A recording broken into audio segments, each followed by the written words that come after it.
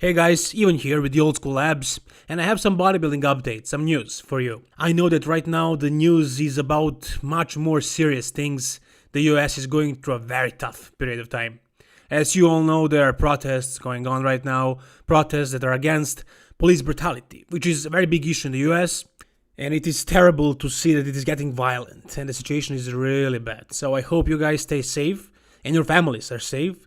And I hope that this violence stops and that the big problem is solved. Anyways, so I'm going to jump into some bodybuilding news and updates. Maybe you guys want to take your mind off of things a bit.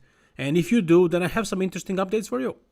So we are starting with William Bonac's physique update, or just an arm update, or a forearm, or a shoulder update. Maybe you can see a little bit of his back, maybe a little bit of his chest, and you can see how strong he is based on these heavy dumbbells. But right now, William Bonac, he looks as good as always. That's the thing with Bonac. I mean, there isn't really much to update you about him. He's always in shape. He's in shape year round. He gets a little bit watery in the off-season, but just a little bit. He's almost dry in the off-season. When it comes to competition time, he's always in shape. Sometimes he's a little bit fuller, sometimes he's a little bit flatter, but he's always in shape. He never really had soggy glutes or watery lower back or something like that. He's always dry. So that's a good thing for him. He can just keep his shape and he doesn't have to worry about bringing the conditioning. What he needs to worry about is simply coming, perfectly peaked. Like to bring the fullness and, come conditioned. So it's all about the fullness for this guy. Many times before, when I made a video about William Bonac, I mentioned that he has synthol in his arms, and I do stand behind that, especially biceps, although you cannot really see it in this photo. In this photo, it looks pretty natural, but anyways, overall, I don't think so. I think he stuffed his biceps with a lot of oil. Doesn't matter. It looks decent. It doesn't look too obvious.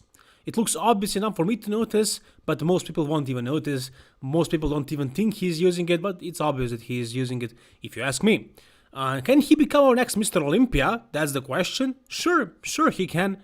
Last year, he lost to Brandon Curry. If William Bonac came the way he was at the Arnold Classic 2019, he would have beaten Brandon Curry. It was really close at the Arnold Classic, but Brandon Curry was conditioned. He was maybe a little bit more conditioned than Bonac, and he has better structure. They were pretty much the same level of conditioning, but at the Mr. Olympia, Brandon did not come super dry. He wasn't conditioned, he was a watery, but William Bonac came much smaller. Was the reason for that the fact that he stopped working with Neil Hill? I don't know. If that was the case, then he should go back to working with him or hire another coach, because he came much smaller, much flatter, much smaller. If he came the same as he was at the Arnold Classic, Steve Weinberger confirmed this. He would have won the Mr. Olympia. He would be our Mr. Olympia today. Can this happen this year, 2020? Can he beat Brandon Curry? Sure. If he comes full and conditioned, if he peaks perfectly and Brandon misses the mark, Brandon Curry can lose the title and William Bonac could be our next Mr. Olympia. It's possible. Now, of course, it depends who else shows up, how other people are going to look. Guys like Big Ramy and Rolly Winkler can beat William Bonac if they bring insane level of conditioning. It happened before. They have superior structure. They don't have the same conditioning, never. Basically, they always come in different kind of shape. They're usually off, but if they come on, they can beat William Bonac. And also the same thing goes, of course, with Sean Roden and Phil Heath. But those guys, are they going to come back? Probably not. Maybe Sean, Phil, probably not. Not even gonna mention Kyle Green. So that's about it. William Bonac and his physique update. Let's go to the next story. Next, we have Patrick Moore with his physique update, and he tags his coach, the real technician, that is Chris Aceto. So he tags him and says, Chris Aceto says I'm growing.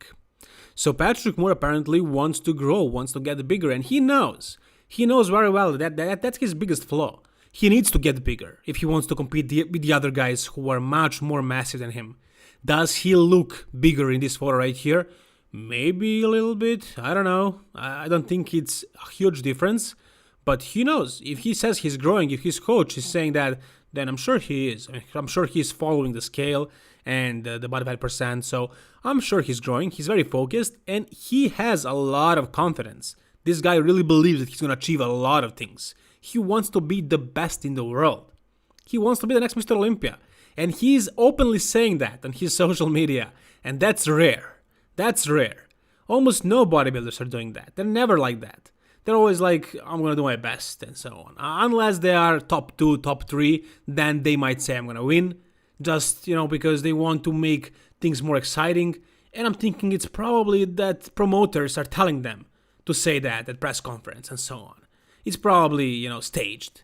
So in real life, on social media, not many people are saying stuff like that. I'm gonna become the next Mr. Olympia, if they are, on that level.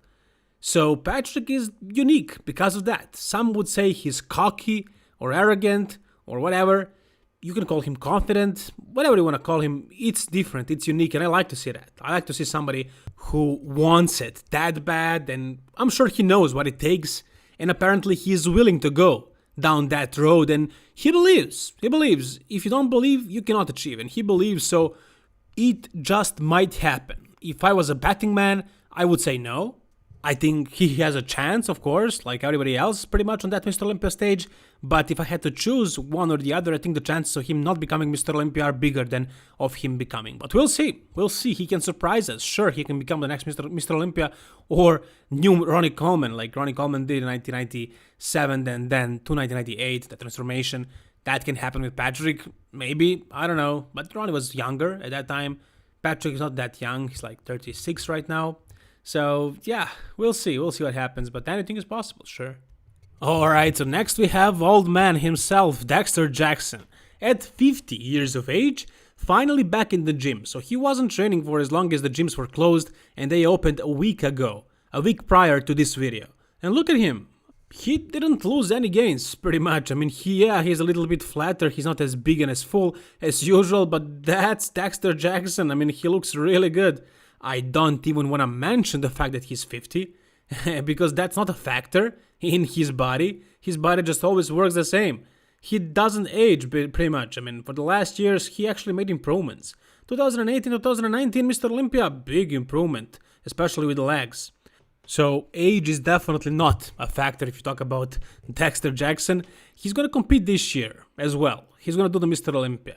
Is he going to do any other shows aside from Mr. Olympia?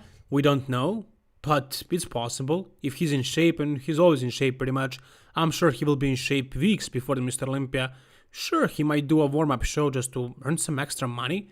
Why not? And at the Mr. Olympia, what the result may be, that's gonna be the last show that he does. Imagine him winning the Mr. Olympia once again. Is that a possibility? Yeah, sure it's a possibility. He would have to get a little bit lucky, He would have to have the other guys be off, and then he can win. And he needs to work a little bit harder than before. I mean, he needs to push the envelope a little bit too much. But guys, he's 50. How smart this is to still be competing, to still be using drugs and everything at the age of 50. I don't want to see some bad scenario with Dexter Jackson. I think he should be concerned about his health, but I'm sure he's checking everything. But you can never be sure. I mean, this is not something that's easy on your body, pushing the envelope like that at the age of 50. So hopefully he'll stay healthy. Hopefully he'll win the Mr. Olympia. I would love to see that. It would be amazing to have a 50-year-old winning the Mr. Olympia, beating all the younger guys. That would be a story to tell. So that's about this physique update. Let's go with the next one. Alright, next we have Ronnie Coleman and his physique update, or his training video. So he's doing some pull downs, one arm pull downs on a high pulley machine. And here you can see that he looks, I don't know, I mean, the way he looks usually lately. I mean, he lost all of his gains from before, of course, but he's still training and he's still maintaining somewhat of a shape. He's not fat at all. I mean, he has veins all over his body, so he's definitely very, very lean. Now, of course, he lost a lot of mass, but what can you expect, really, from a man who can't even walk properly? So it's really difficult for him to live the life anyways, not just to get big and to train in the gym.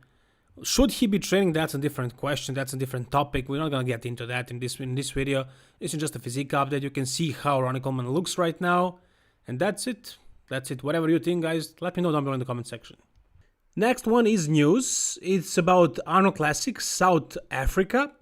And it is cancelled till May 2021. And this is not IFBB Pro League. If you guys know, IFBB split into two different federations. You have IFBB Pro League and IFBB Elite Pro. IFBB Elite Pro is usually in Europe, and as you can see right here in South Africa. So I'm sure many of you, my viewers, are competing in Elite Pro shows. So if you wanted to know this, now you know it. It's cancelled until May 2021. That's when it's gonna happen. That's it. Let's go to the last story for this video, and that is Logan Franklin. It's not really a story once again, but it is a physique update, and this guy is bringing it. I mean, look at his physique. It's super classic. It's one of the most classic physiques that we know today. I mean, who else do we have? Like, our champion is Chris Bumstead. Chris is amazing. He is really amazing, but his arms are horrible. Who else is there? You have Steve Lorias, who has great arms, but overall his physique, he's a little bit narrow, and I don't really love his shape.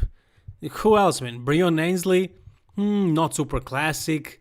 Terrence Ruffin, a lot of flaws like calves, like arms, like lower back insertions of his lats, and then height also. The other guys, nothing super special, and this guy, I feel, has a lot of talent. This is super classic, guys. He came from men's physique. So I'm thinking maybe another year or 2 years or 3 years until he gets a little bit bigger and gets a little bit more matured, right? And then I can see this guy easily being top 5 at the Mr. Olympia. Even this year, as far as the next year and the following years, he can become our next Mr. Olympia champion. I can see that. Look at his pose. It's absolutely outstanding. So mark my words, this guy is going to be great in classic physique division. So that's going to do it for this video, guys. If you enjoyed this video, please like it. If you want to see more videos like this, subscribe to this channel. All the best, guys, and keep it old school.